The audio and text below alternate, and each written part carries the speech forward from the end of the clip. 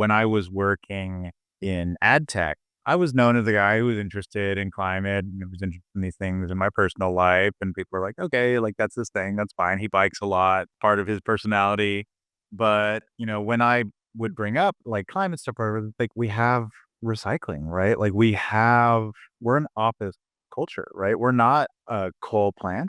We're not an airline. Like, we're not saving the world. We're just like we're just trying to make money, right? There wasn't that awareness. And so even in talking just with my coworkers, it's like, well, we can do like a bike to work day, or we can like try to actually, the compost is important. I don't want to play that down at all. At one point, one of our managers had actually placed the copy machine on top of the compost like bin so that it was just blocked. And then when I was like, can we move that so I can still put stuff in there? He was like, oh, political correctness. I'm like, I'm just trying to throw my trash away, dude. Oh.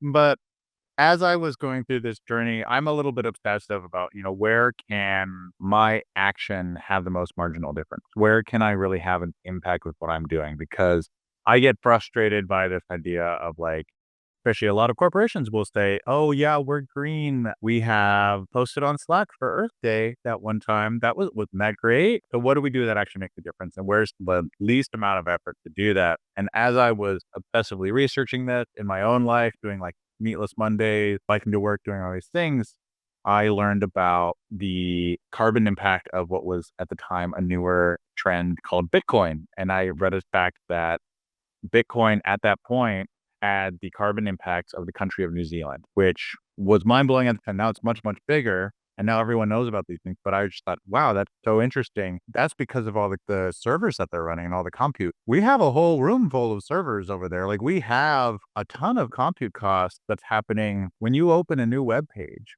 That web page pings hundreds of advertisers and thousands of auction houses, and decisioning happening back and forth for every single ad space. It's very complex. So what I started doing is really just, I'm not going to tell people, I'm going to ask. So during the next all hands AMA, I asked our leadership, what do you see as the number one impact we have as a company on the environment? And where would you place our data centers within that? And that was the first climate action I took at work. Okay, so you just asked? I think there's a lot of value in not telling, but asking and teaching instead, because you run into like, oh, this person's moralizing me or whatever. But if you can teach them something they didn't know, you can spark interest. And if you're asking questions, you can spark thought. That was where I started and then kept going from there as well. So why don't you tell us how that spiraled into? So people are now considering the cost of the data center. Where did that lead to? Absolutely. So that eventually led to some live conversations on our company all hands and started a bit of a ripple effect internally. After more activism that followed, the company where I was at today is actually on their front page. They are leading with the fact that they own their own servers and are able to be a more environmental ad tech company, that you can bring your business to them. And when you spend your ad dollars, you know that you're minimizing your carbon impact and that that's actually a very core part of them as a company.